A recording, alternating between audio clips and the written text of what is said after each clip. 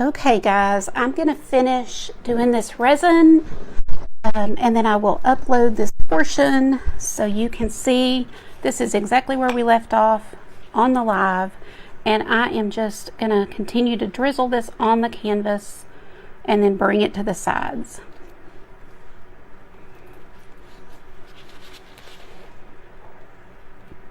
Just use your stick to kind of bring it over to the sides. You have about 30 to 40 minutes once you mix your resin for that 3 minutes to work with it. So I'm still good on time. I don't have to rush.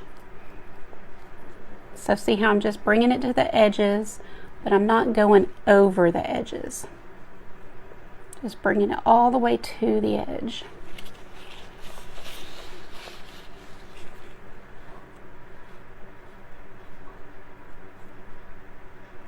It's okay if things move. You can use your stick and put them right back. And you know, if you just were on live with me for a minute ago, this is a craft around the clock segment, so we are timed at 45 minutes. We've got to stop what we're doing. So if you don't get finished, you just have to finish off camera. So otherwise, if I wasn't in that time crunch, I would have made sure that all of my paint was 100% dry. This will not be one that I could sell because I did not let my paint get good dry back here on the fire, and I used my heat gun to dry it. So it's not going to be, you know, the best quality job right down here. It's still going to be cute, and no one else would even notice that probably, but I notice and I know, so that's okay. I don't mind at all. You know, this will just be my little example.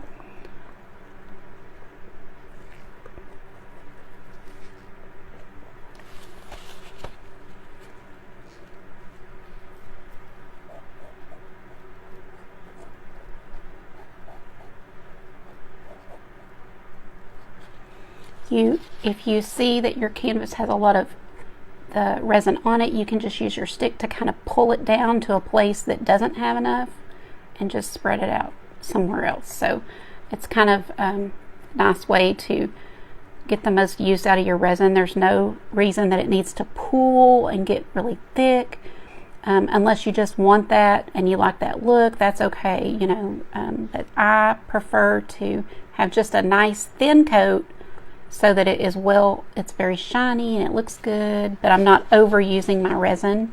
That way, obviously, it's less expensive because you're not overusing and having to rebuy, but it's not going to have a chance to go over the sides because I'm not using that much. I'm only using enough that it's going to touch the sides, but it's not going to drip over.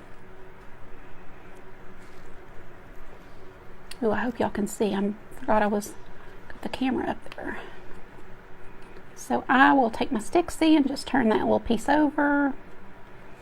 And sometimes, you know, you might need to grab a pair of tweezers and help your pieces move back where they need to be. Like that. Actually, I want to turn him around.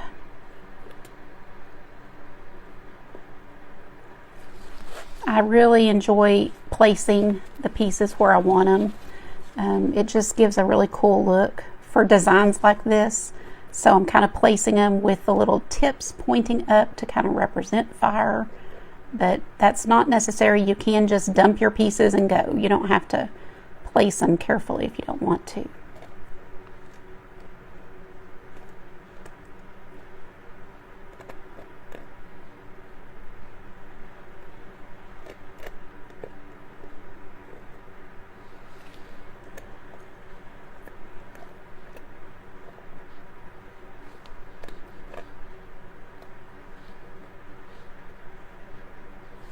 And you can also, if you see a spot that you need more, you know, like I said, you've got a little time to play around, so just drop a few pieces down here and get them where you want them.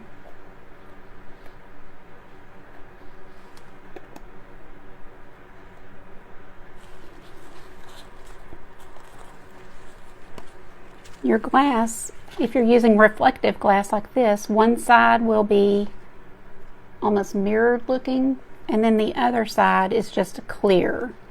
So I like to have that mirrored side down. However, this is representing fire, so probably a couple of these facing up would be cute.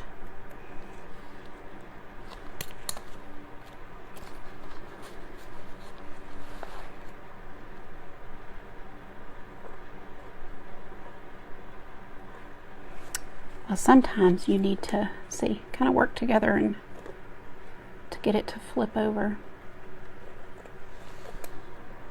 Sometimes they just really don't want to do what you want them to do. This is a real small piece, so it's definitely giving me issues. Okay.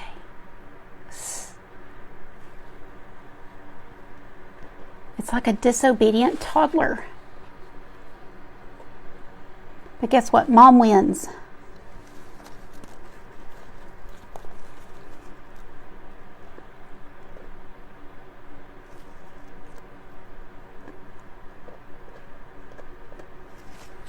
Okay.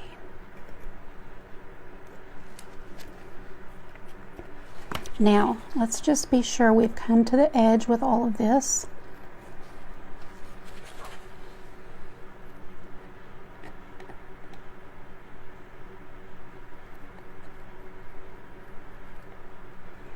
And at this point, once I am pretty sure I have, I will take one of my fingers and just kind of drag it. So I'm going to drag it to the edge and just kind of go right over. So I'm kind of just going on this edge with my finger. So that just is going to get it on the edge, but it's not going to run down because I'm only using a little finger here. So it's just enough to coat that edge. And it gives you a nice professional look there on the edge. Okay.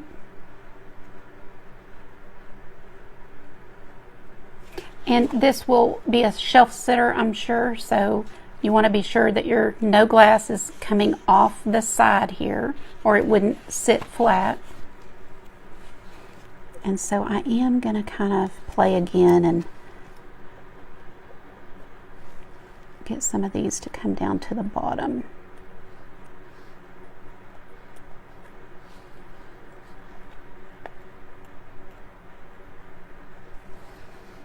There we go.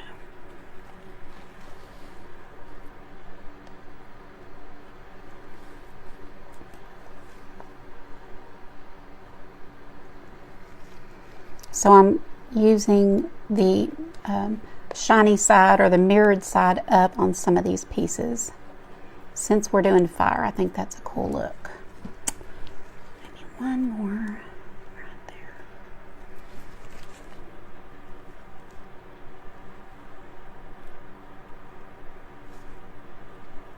This resin is self-leveling, so now that I've got it spread to each edge, it will continue as it starts to cure and, you know, level out. So anything that's in here still might be sort of slowly dripping down below, but it will all eventually be self-leveled.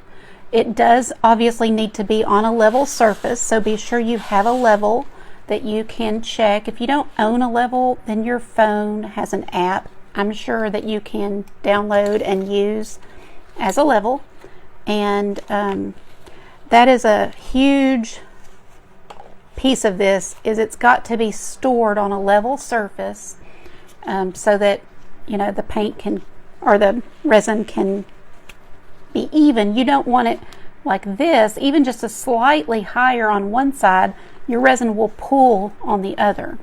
And now I'm to the point where I can take my little butane torch, turn it to the on position, and get out any bubbles that we see here. I've got to be really careful because I just got paint on my glove and I don't want to get that on my canvas. So I'm not getting too close, just from a distance I am getting out the little air bubbles that are in here. I'm turning it because it gives me a better view. And you probably will see little things in yours that we just can't get out. You know, little tiny specks. Maybe your canvas wasn't 100% clean. Maybe you have dust blowing through, you know, your home like we all do, or pets. So there's just things in the air that we can't see. You can take a toothpick and sometimes get them out, because that's not something that the torch can, you know, take care of. If it's a little piece of the canvas, a piece of paint, dried paint that just chipped off or something, all kind of things can get in these. So sometimes when you touch it, you realize it's literally a piece of the canvas kind of sticking up, and obviously there's nothing you can do about that. You will never have one of these turn out just 100% perfect, because everything's imperfect. There's nothing that's really perfect. So like I always say, I think it's a good reminder that we don't have to be perfect. Our art doesn't have to be perfect. All the things.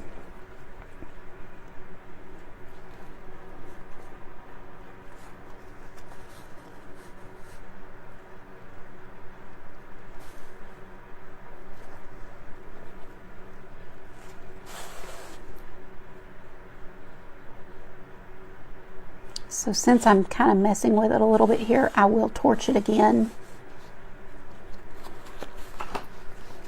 Just to be sure I've gotten out everything I can. And then I'm done now.